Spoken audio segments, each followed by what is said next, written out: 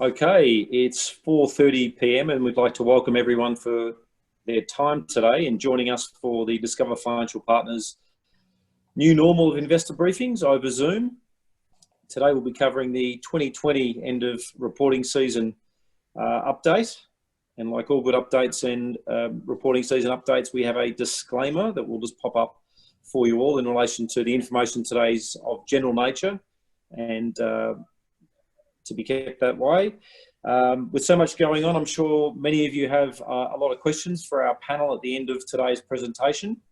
I'll introduce our panel, those that are joining us today. So I've got Matthew Gibson from Discover Financial Partners, Matt, and he's with David Mefford. Hi, Dave. And Lachlan Anderson is also joining us via Zoom and will be assisting with the panel at the end of the briefing. I'd like to hand over now to Matt Gibson, who's going to introduce Jamie Nicol from DNR Capital. Thanks, Matt. Yeah, thanks, Justin. Jamie, super pumped to be chatting investment with you today. For everyone joining us, so Jamie's the founder and Chief Investment Officer of DNR Capital, specialist Australian share manager. Jamie's grown this business since the early noughties to present time, which they currently invest in the order of about $5 billion of assets for clients. So certainly somebody we're really looking forward to chat with today about what's happening in the share market. So Jamie, maybe before we get into the reporting season stuff and some of the questions later on that the audience might have for us, I thought it might be nice just to hear a bit about your backstory and maybe just a picture of what drew you to funds management, and then also to found your own firm as well. Yes, thanks, Matt. It's about 20 years ago that I founded the firm, and my background was as a chartered accountant, and then later on I got into investment banking in research in particular, and I was a bit of a focus on financial services and banking, and as part of that research effort, we'd seen a strong growth in individual managed accounts for clients in the US, where people like to look through, see what it is they were investing in. And so around the turn of the century, there was the dot-com crash, and we'd seen a lot of very poor quality client portfolios, particularly in stockbroking firms, where they were remunerated based on a transactional fee. So their incentives weren't always aligned with the end client. And as a result of that sort of poor quality advice, we just thought there was an opportunity to set up a business which was based on building direct portfolios for clients with professional management aligned to clients. And that's what we did. And sort of over the years, built up the size of the team, and as we continue to have some success both from a performance perspective and then obviously got some support from clients, it's built up over the years, and we're now running a number of different strategies for clients. Yeah, great, fantastic. And how many in the team now? We've got about 30 in the team, so quite a lot. That's spread across investment staff and sales, administration, etc. So a big team. We've maintained our ownership interest inside the business, and having equity on the table enables you to attract some pretty good staff who obviously attracted to owning a part of a business. And I think that's a key attraction. We continue to have that available for staff over time. Yeah, fantastic. Yeah, well, great intro, and I guess we're here to talk about the reporting season. So maybe if you could get started by just giving us a bit of a rundown. It's been a crazy year, and I often think back to where we were in December, November last year, and the different world that we were in. So, now that we've gone through reporting season and the companies have told us how they've fared through that time, what have you seen during it, and what are some examples of the good and the bad, I guess? Yeah, I mean, it's been just an incredible year of volatility, both in the markets, but also just around our expectations and what we're expecting from various companies that we're investing in. So if we rewind back to March in the midst of COVID, and at the depths of the market drop, we were very bearish and cautious, very uncertain as to what the future, particularly the near-term future, was going to hold. And we thought, because it was impossible to forecast what earnings were going to look like when everything was shut, and it was just very difficult, we thought that was the wrong thing to do. It was more important to look through to 22, 23 and see what companies would be earning when we return to a more normal environment. But to our surprise, as we've gone through the past quarter, there has been some really strong winners and losers. Some companies have done very well out of government stimulus. Retailers spring to mind as people spend their money at Bunnings and so forth, or even in the supermarkets. That a lot of people have brought forward a lot of spend, but also when you think about their spend, they haven't been able to spend it on travel. Clearly, travel companies had a disastrous reporting season. There's just no travel. I think traffic numbers at Sydney Airport were down 98%. So segments of the market are earning absolutely nothing, but that spend is being redirected to some areas of the market which are winning. Bunnings for us is one of our investments. So via Wesfarmers. I think the other area that we saw do really well, US housing, and another sort of surprise packet. We own James Hardie. It's been one of our best stocks over the last little while. When we were running our numbers through March, our assumption or our expectation was that new housing starts would drop about 20% this year.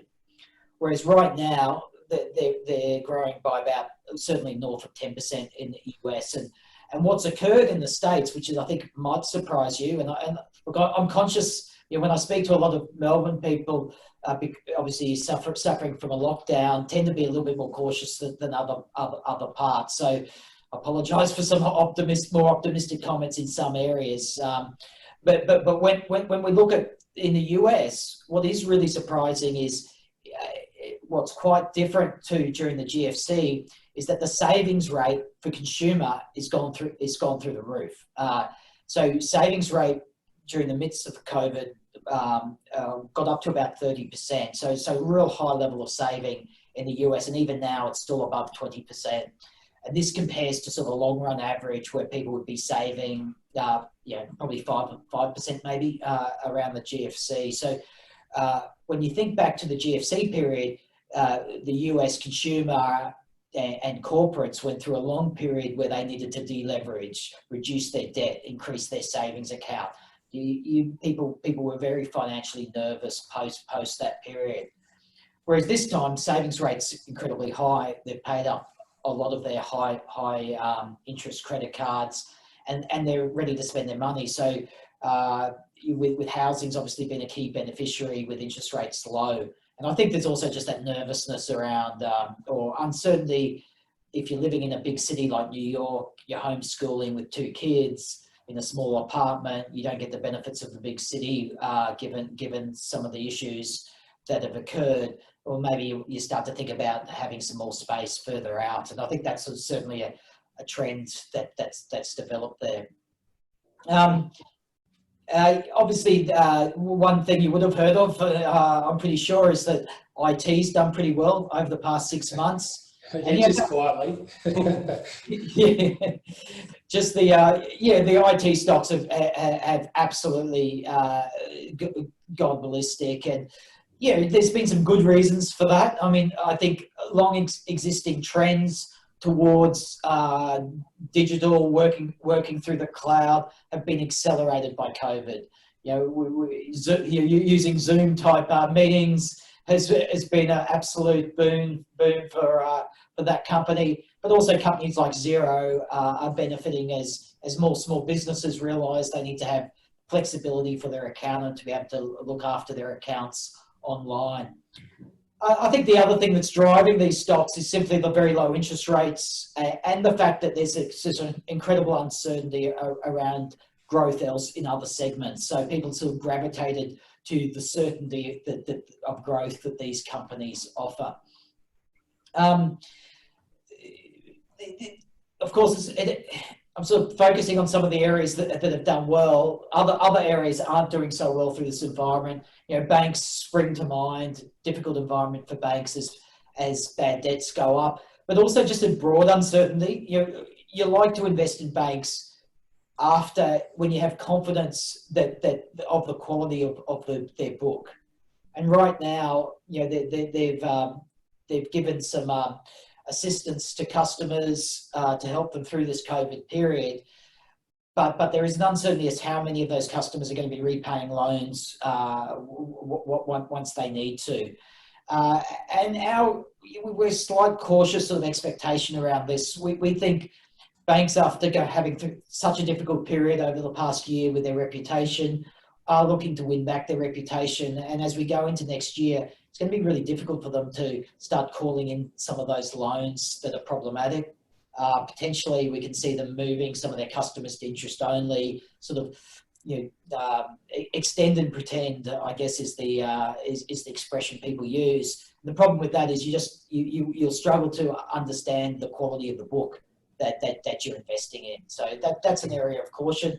I also think office property, what proportion of the population is going to go back to work. I'm probably, we've tended to go back a bit quicker in Brisbane generally, but certainly I've sort of encouraged it because I think it builds culture and community within your team. So I'm not so keen at sitting at home for long periods of time, but I certainly think there'll be lots of companies with perhaps employees in call centres and things like that they'll potentially see the cost saving involved, and that'll make it more difficult for office. So Jamie, as an investor, this is a unique time in that you have to think about the future and what the future looks like, and that there could be these fundamental shifts when you're making investment decisions. I know you said before how, ultimately you're looking at where the value is in 2022, 2023, and not the short-term impact. But ultimately, some of these changes and repositioning from investing they're really coming from, is it fair to say, coming from trying to predict changes in some of trends, whether it's consumer trends and travel and the workplace? The difference is you're trying to differentiate between those things which are perhaps one-off hits. Are people going to not travel into the future? Probably not. I think travel will return. You may not do quite as much corporate travel, but leisure travel will return. Consumer stocks have benefited from stimulus, but there's only so many times you can paint your house and do your garden. So when you look forward a couple of years, that buoyant environment may not be there quite so much. I think housing, in the US, there is a bit of a step change because affordability is so much better. People have saved, so that might continue for a little bit longer.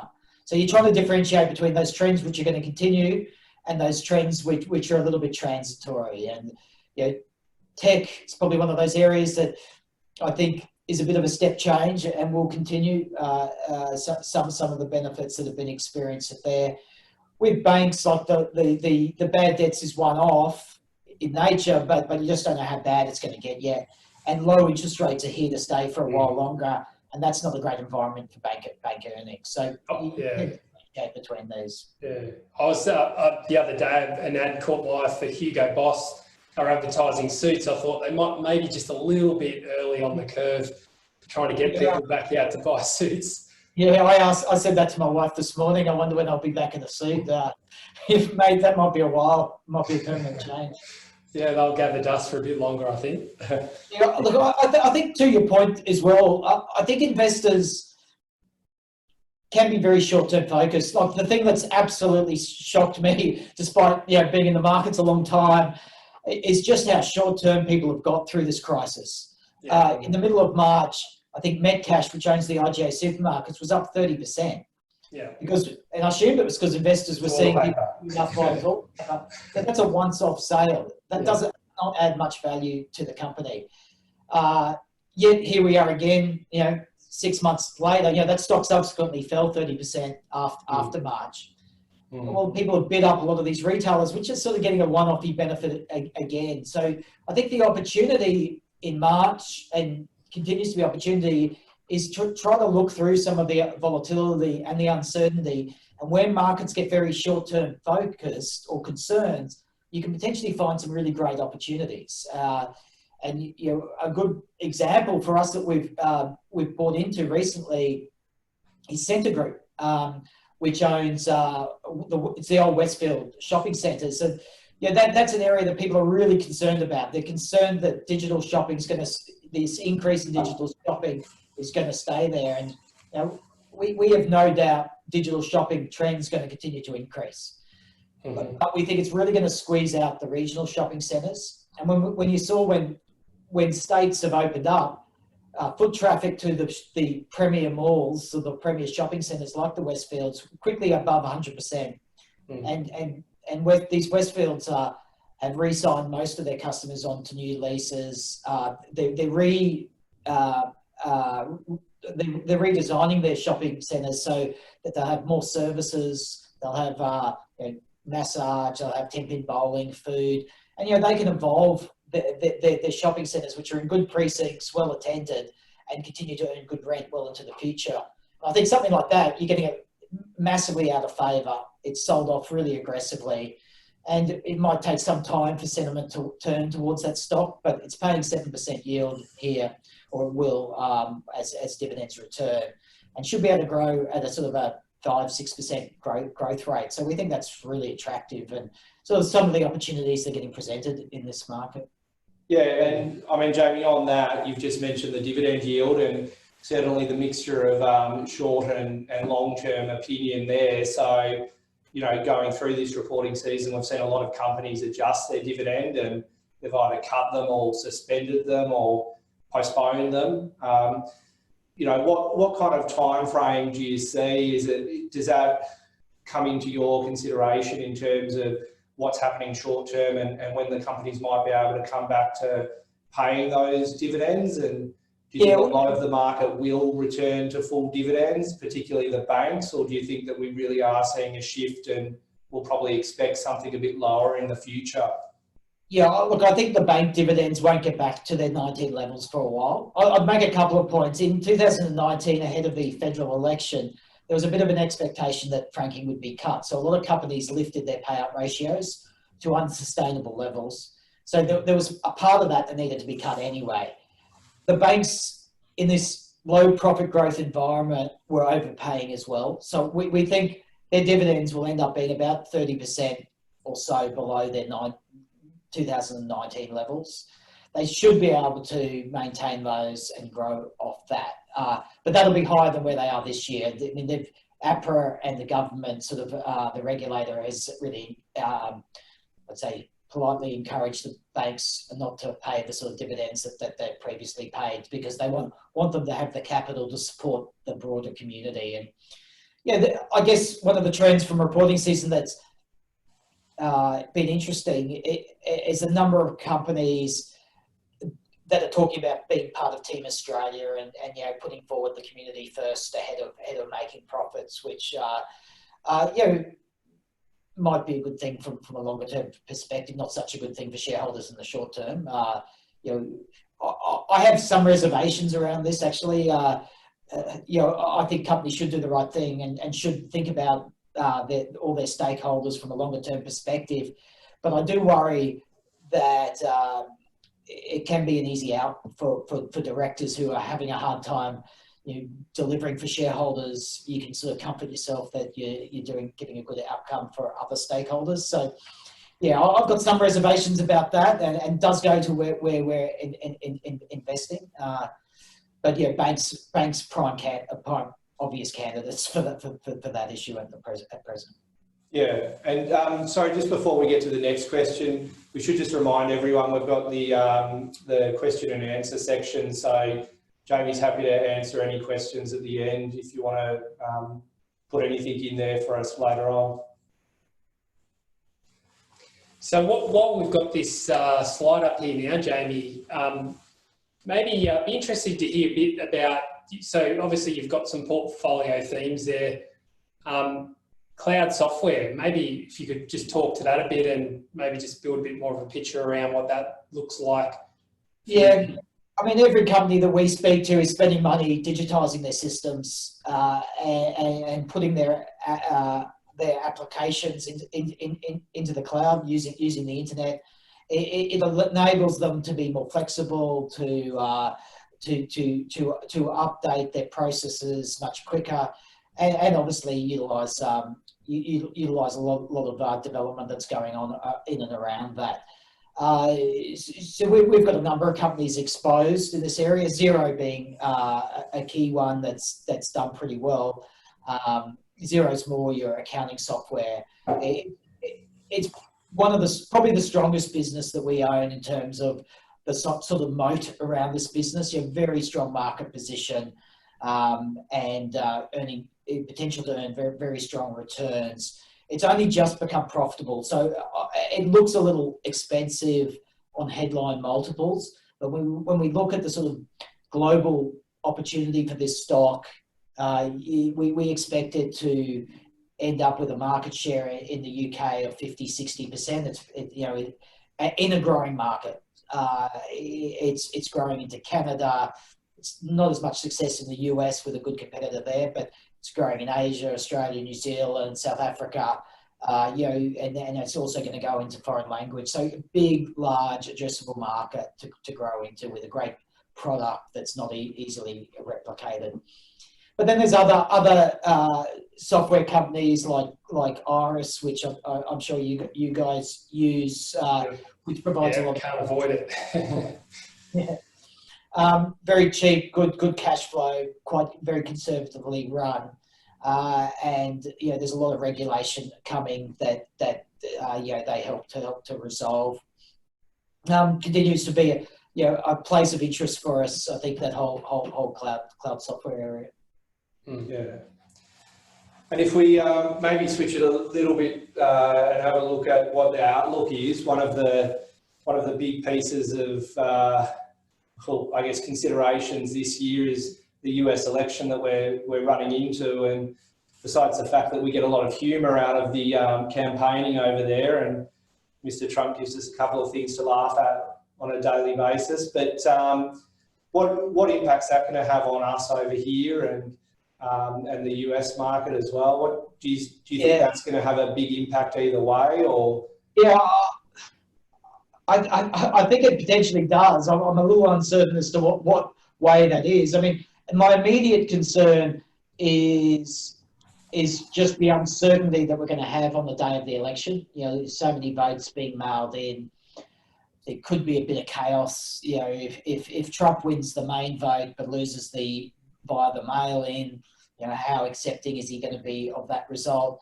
If Biden if Trump wins, how accepting is the more extreme left that's been protesting going to be? So there could be a bit of volatility around that. I'm a little concerned about. I'm not so worried about that from a long-term perspective, but I do think just the uncertainty around that could create some noise for the market.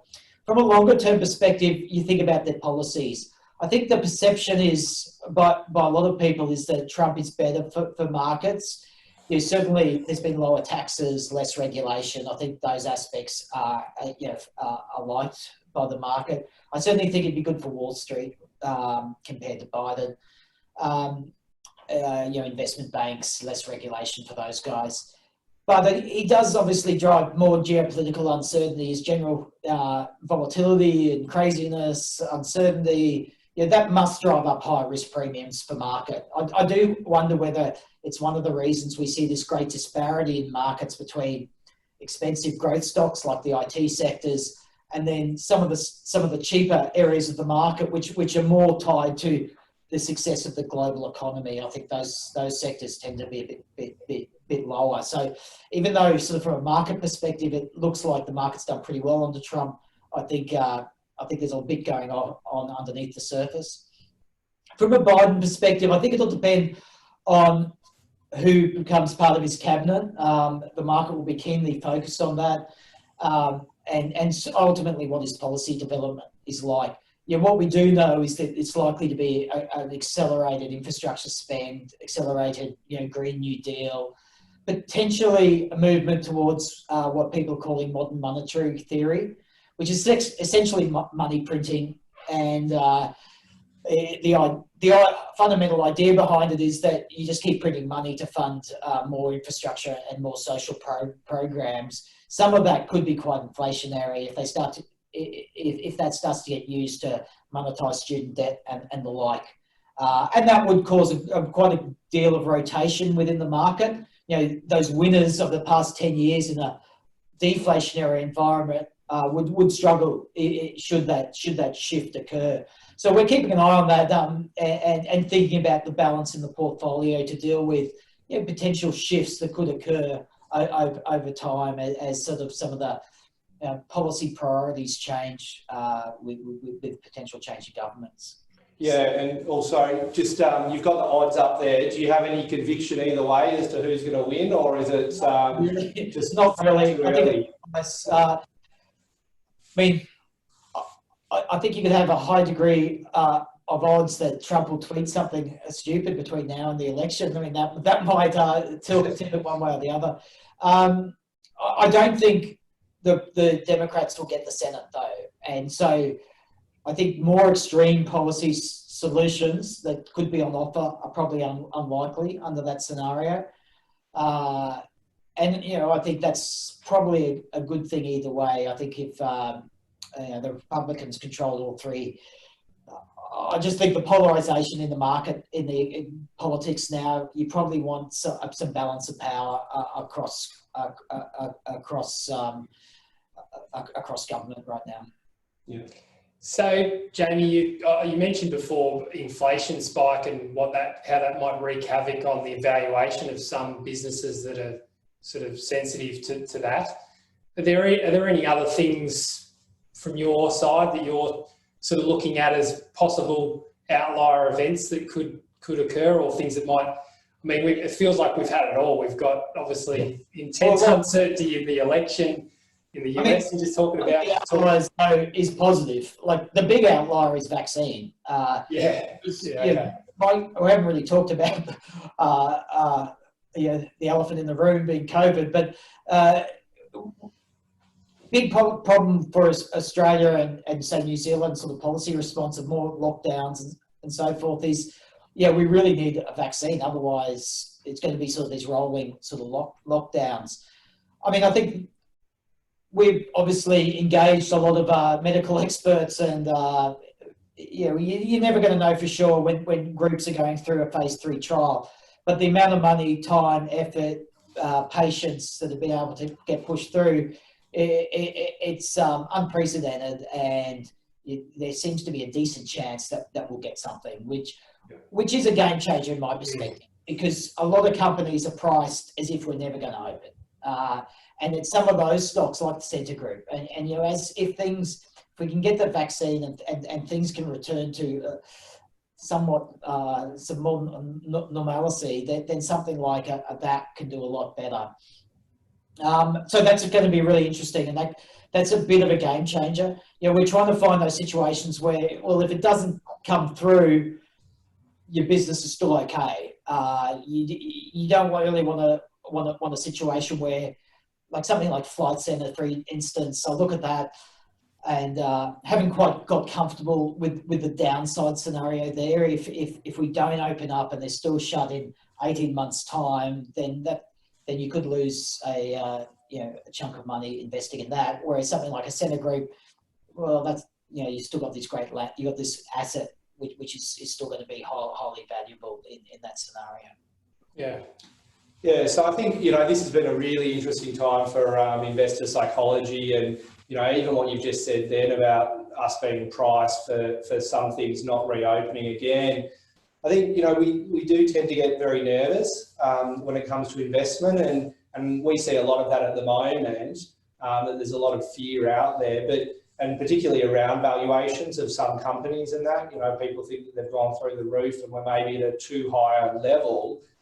But I guess what you're saying then, not to put words into your mouth, but, there's a lot of opportunity out there, and we don't you know, we don't necessarily need to be at a really high point now. It could be that the markets are actually fair priced, and all of the reactions through the start of this year have just been overreactions both ways. Yeah, look, I think there's some areas, it's an odd market. I mean, there's a lot of fear in the marketplace, but then there's this pocket of optimism. You know, there's a bit of froth and bubble in some parts of the market. You know, there's some tech stocks getting day traded by, so I find that a bit of a contradiction.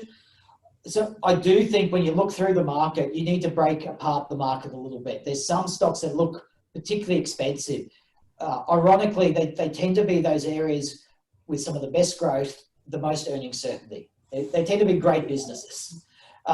It tends to be the stocks which are a bit more tied to the success of the economy that are trading really cheap.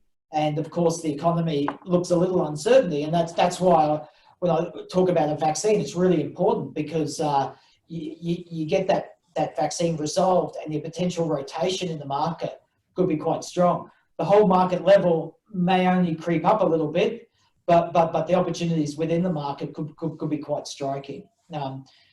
I guess a lot of people, you know, the US, the top 5 stocks in the US represent about 25% of the US market now. You know, that's your Apples and your Amazons and Google and so forth. And I think NASDAQ's worth more than the European market as a whole. Yeah, that's just huge disparity that's going on. And I think the only time I can think of, you know, I don't think it's equivalent to, say, 2000 when there was that sort of big run up in tech stocks, because I think these stocks have got really strong growth opportunities. So I think it's quite different. But it does remind me a little bit of the late 60s, early 70s, when there was a basket of really high growth stocks trading at very extreme levels, and the money to be made was just to sort of tilt away a little bit and to find some alternative opportunities. It just seems to me like we're in an environment where, like, the Pareto law or Pareto rule, the 80-20 rule, just seems to be so much a factor. Like, there's a smaller number of companies are creating a large amount of the return. And there's a real self-fulfilling aspect going on now. Part of it's due to the growth in ETFs, and particularly smart beta type money. That's where you have these fund index type funds develop, but they might only invest in growth or only invest in momentum, and they've grown very, very large. And so if they buy a stock that's going up, it drags the stock up, which drags more money into those funds, which drags the stock up. So it becomes a very self-fulfilling. And you know, over 20 years, a lot of times, you know, we've seen opportunities for a bit of mean reversion where you know, a stock gets left behind, the valuation gap opens up, and you get an opportunity to buy a good business trading a little cheap.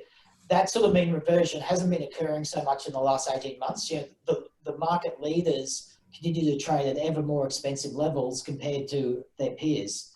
So even within the banks, CBA is trading at about a 50-60% premium to the other three majors, and it is the best performing bank, no doubt, but that's a pretty hefty premium to pay for the better bank, and like what you could almost replicate that over multiple sectors. So I think you know, that's been an interesting trend. I think those sorts of things rarely last forever. They can last for longer than you expect, but you know, often that'll break down, and you know, that presents opportunities to find good cheap businesses. Yeah, sure. Okay, we might head to the Zoom question list. Over to you, Lachlan, to run the panel for us. Fantastic. Yeah, we've got lots of questions coming through. Don't forget that if you do have one that you haven't asked yet, you can just type it into the questions box, which should be at the bottom of your screen. But Jamie, we'll jump straight in. We've got a few different ones in different areas here, but first one from Micah is saying that's regarding on your sort of attitudes towards Scentre Group. Do you think that businesses that are potentially walking away from their lease agreements is going to have a significant adverse effect on that stock? I think it's already had an adverse effect. So it's trading at about a 70% discount to its book value. I think of those, if we take Melbourne or Victoria out, Victoria represents about 15% of their portfolio.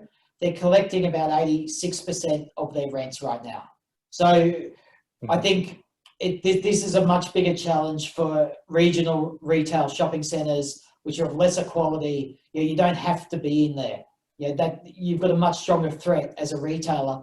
You put a gun to Westfield's head or Centre Group's heads, they're just going to replace you. And there's been, I know Premier Solly Lou threatened to walk, and they said, okay, see you later. And the check arrived the next day or a couple of days later. So, I think that threat's much lower risk to Centre Group, but that's what I think is the opportunity, because they're caught up in the sentiment attached to that, but they're much less exposed.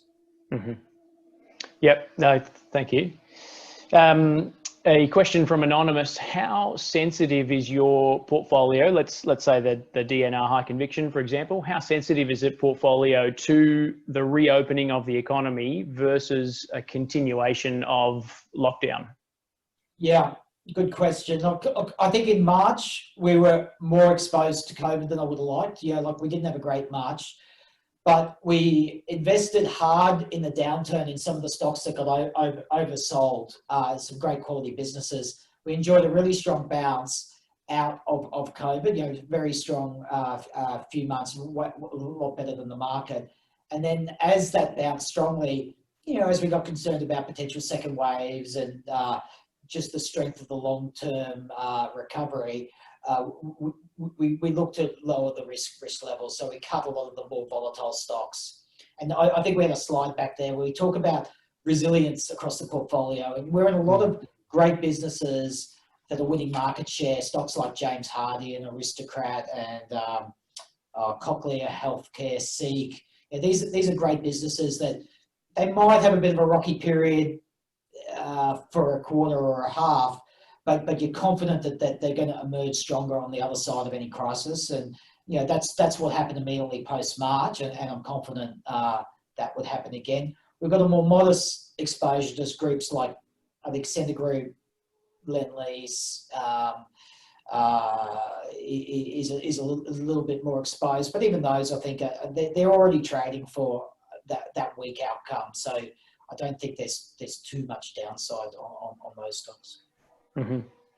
You've mentioned throughout the presentation a couple of other places about, I guess, the healthcare sort of chat, and of course the vaccine, as you mentioned, being probably on the front of everybody's mind. We've got a few questions about healthcare, medical stocks, medical tech, pharmaceuticals. Could you just give us some commentary around that sector of the market? We've got a couple of different people who have asked specifically about companies such as Ramsay and Sonic and Cochlear, you mentioned, ResMed even. So just some commentary on those companies. I do think as a space, it's a little expensive. I think it's like one of those pockets of the market, a bit like IT, where it's a bit more defensive, and so people are prepared to give a high premium to that right now in the midst of a COVID issue. Having said that, there's specific opportunities. Like we bought a lot of Cochlear through March and then a little later on, and we think it looks quite interesting because the number of surgeries are significantly impacted by COVID this year. So you're getting it much cheaper than you have in the past. And they're winning a lot of share against their competitors. Their competitors, AB, has had a product recall, and they didn't handle it particularly well.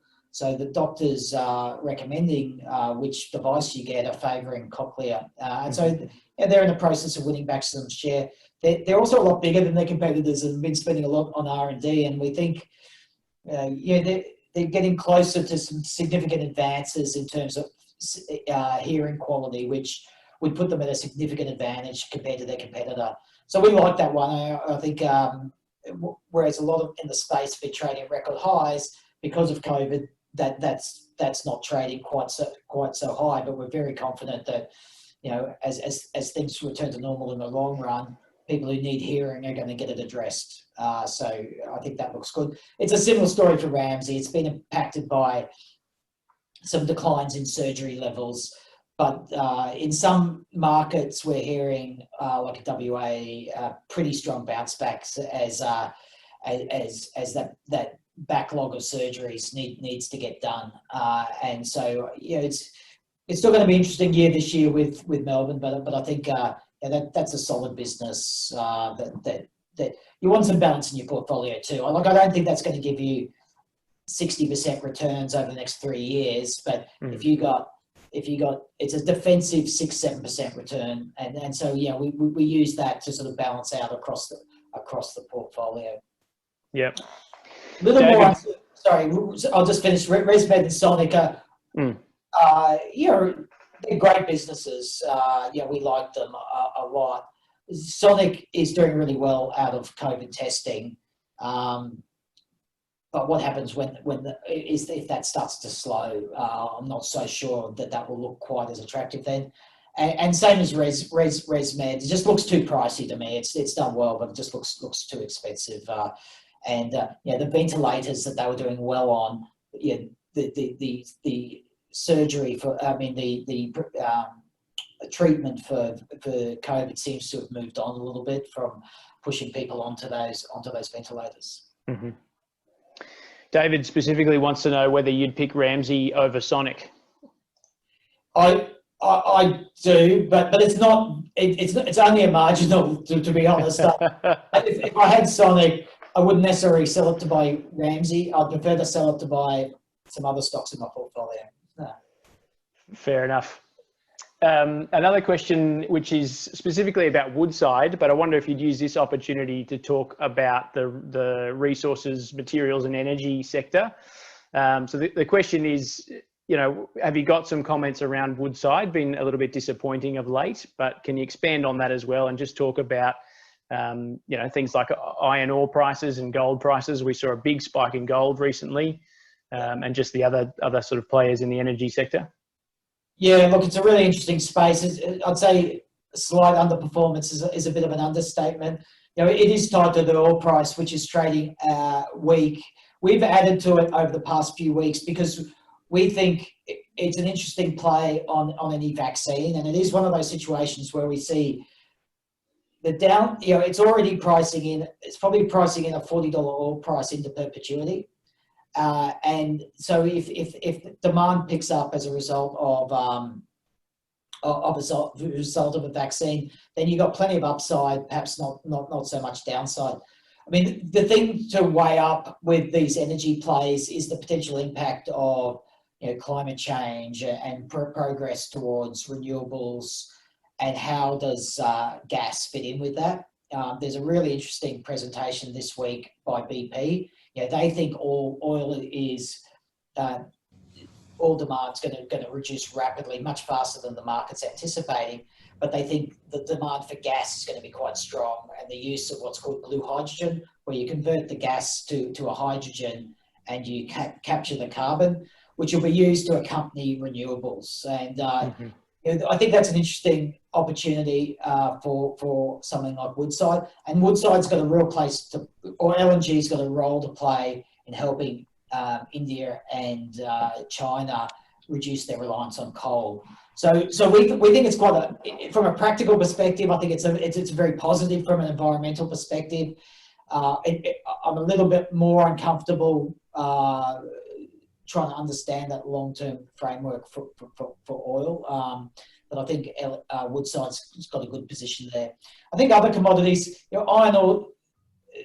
I was speaking to an analyst yesterday. Actually, he was saying, "Why wouldn't you buy Woodside? You buy when the oil price is low, sell when it's high." I mean, it's complete logic, but human instinct and investment instinct. People don't like to do that. It goes against the grain, and at the moment, people prefer to buy Fortescue Metals when iron ore's at a record price and continue to bid it up, and it's paying great short-term dividends. But for that price to stay there, you need to make sure that Brazilian supply doesn't come back on. They've had a lot of dam issues, and a lot of their supply has been out of the market, and that's going to come back on at some stage. So I'd prefer to be reducing a little bit of the iron ore and rotating to a commodity which has been beaten up and can potentially have a bounce if things get back to normal. Jamie, you just mentioned on the iron ore there and the short-term dividends. I saw something from Citigroup where they were going through Rio, and they were talking about a pretty high dividend yield, even with an iron ore price falling to $60 over the next 3 years. I mean, are they now a dividend play, and is that yeah? Look, I don't want to be negative on them because I think we still own BHP and Rio, and they're still good companies, and they will. When you can't rely on the banks for dividends, the resources are looking like pretty good payers right now, and I think that'll continue for a while longer. My observation was more about sort of comparing sort of investor enthusiasm for different sectors. I still think they look solid. Yeah. I've got a couple more questions here. There's a few that are similar. Just thinking about geopolitical risks. We've got a question from Graham. I might also tie it into a question from Dallas, but what effect on the Australian market do you think will occur as a result of China, its problems with things like floods and typhoons, but also their government sort of policies, which is kind of stepping on the toes of Western society, some more current issues with Australia as well, as we know. And also, I guess, just more broadly, geopolitical sort of themes or ideas and anything coming out of Brexit that might present threats or opportunities. Yeah, really interesting issue, something we've spent a lot of time on. We have engaged a couple of geopolitical strategists, a former head of ASIO, amongst others, to just try to understand what was government policy, and we've engaged lobbyists as well to try and understand the federal government policy towards China as well. And it's a pretty tough position Australia finds itself in. The rise of China, somewhat opportunistic perhaps in the face of Trump, but we've got to thread a pretty fine balance between the two sides, potentially annoying one or the other, and that's been the challenge. Obviously, lent a little bit more towards the US side, and annoyed China, and they've obviously made their displeasure well known. I think it's quite a challenge, and you've got to be really careful about some of your investments that you're exposed. We were unfortunate. We've got some treasury wines in the portfolio, and it's had a tough year anyway with COVID and some problems in the US, and it was just starting to emerge out of there when it got hit by this issue. So our response was, well, the starting point was to reduce because the risk had gone up so much. There's the tail risk in terms of if they introduce a really big tariff. We think most likely they'll introduce a more modest tariff of 14%, which is what French wine gets hit with and Australia used to get hit with. So if it gets hit with that sort of tariff, Treasury will probably bounce. But you just got this tail risk around, it will almost certainly bounce, but this tail risk is if it's something higher. And as if, in a case of an 80% tariff, you're probably looking at most of your Chinese business, would be really challenging, maybe a little bit of grain sold. But so you start thinking about, well, what other stocks are going to have this sort of exposure? I think iron ore it's not so problematic because they're so reliant on our iron ore that they can't do without it. So I don't think that's a problem. Education, tourism, I think they're not huge stock market sectors. Maybe A2 Milk might be something that gets a little threat. The other stock that's got a little bit of exposure, SEEK has an investment in China, but they were always worried about this risk, and they got a Chinese partner to take an investment stake. And actually, the stock was up about 10% today because there is newspaper reports suggesting that Alibaba is looking to buy SEEK's partners out, which would be very positive if that was to occur, and reduce that risk. That was probably the one stock in the portfolio that we think. I don't think it's perceived as an Australian stock, so I'm kind of comforted by that. But that's you do worry about that a little bit. Mm-hmm. Brexit, any threats or opportunities from that? I actually see it more as an opportunity because the UK stocks are so extraordinarily cheap, and value in Europe generally has been on the nose for quite a while, at least 4 years. And value stocks essentially are stocks that trade below market valuations. You basically banks, energy stocks, maybe some cyclical stocks. These are probably the cheap areas of the market that are massively out of favour.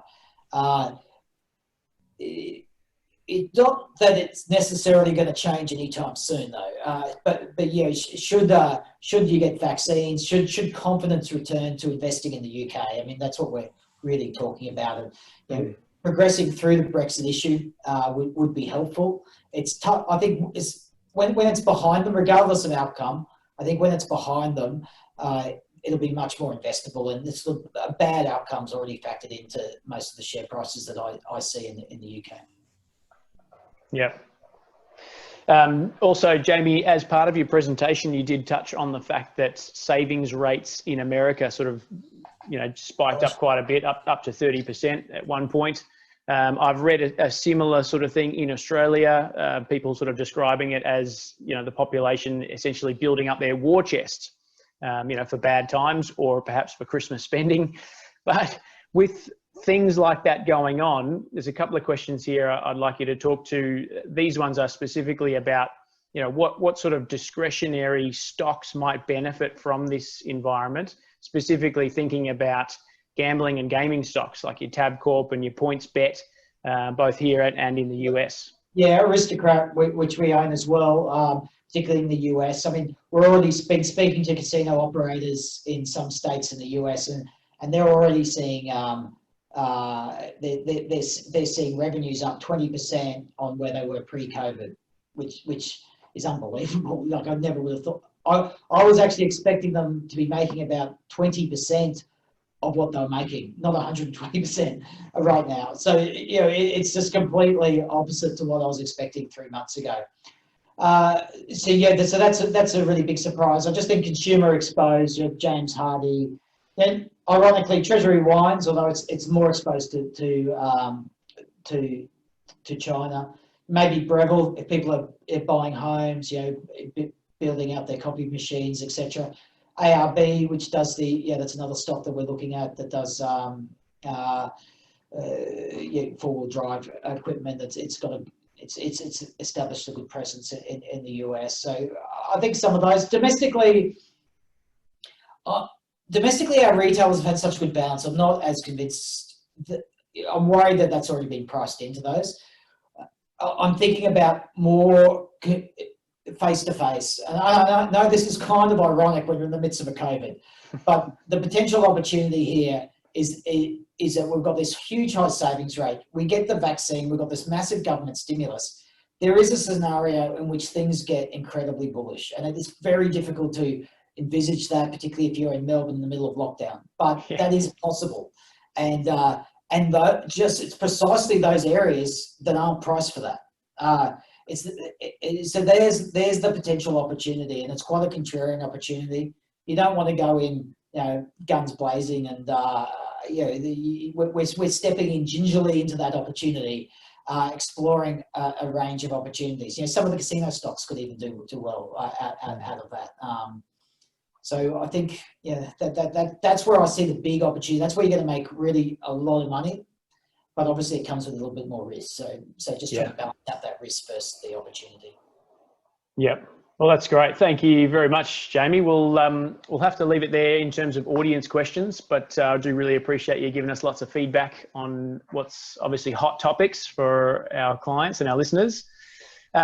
Justin, if I can just throw it to you. I mean, obviously we've spent almost an hour hearing about the big end of town, businesses that are listed on the public stock exchange, and all of their financials are sort of open for everybody to have a look at what's good and what's bad. But we know that you deal with a lot of small and medium-sized businesses, and I just wondered if you could spend a couple of minutes commenting on what you're seeing in your business and what's happening in the small businesses around town.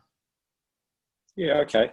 I think I'll exclude hospitality and travel businesses from this discussion because they're obviously doing particularly tough. But for those businesses in the SME market that are either based around a service, even in retail, that have a half-decent online presence, they've all been affected, but not necessarily always at the level that you would think.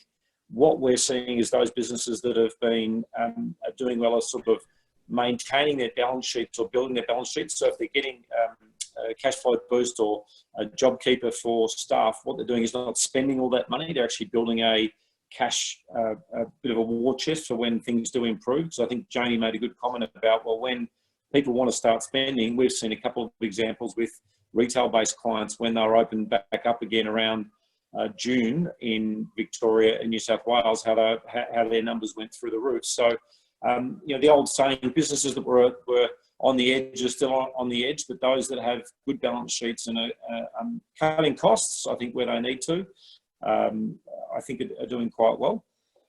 One of the main things is the JobKeeper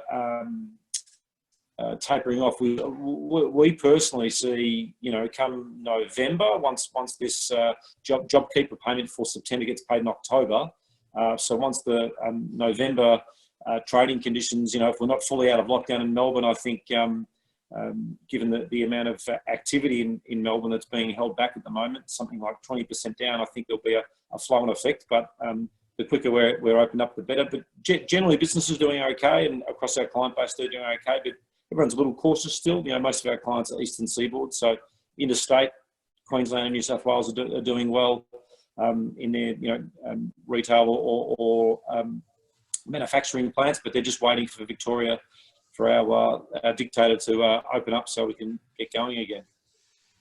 Yeah, great. Well, I think it's fair enough that people are still a bit cautious. I know it's difficult, as you mentioned as well, Jamie, it's difficult to sort of be optimistic or feel good about the way things are when you're perhaps not living through normal circumstances, which I'll put my hand up and say that's definitely the case here in Melbourne. But thanks, Justin. Really good, really excellent wrap up. I might throw it back to you to also wrap up this webinar.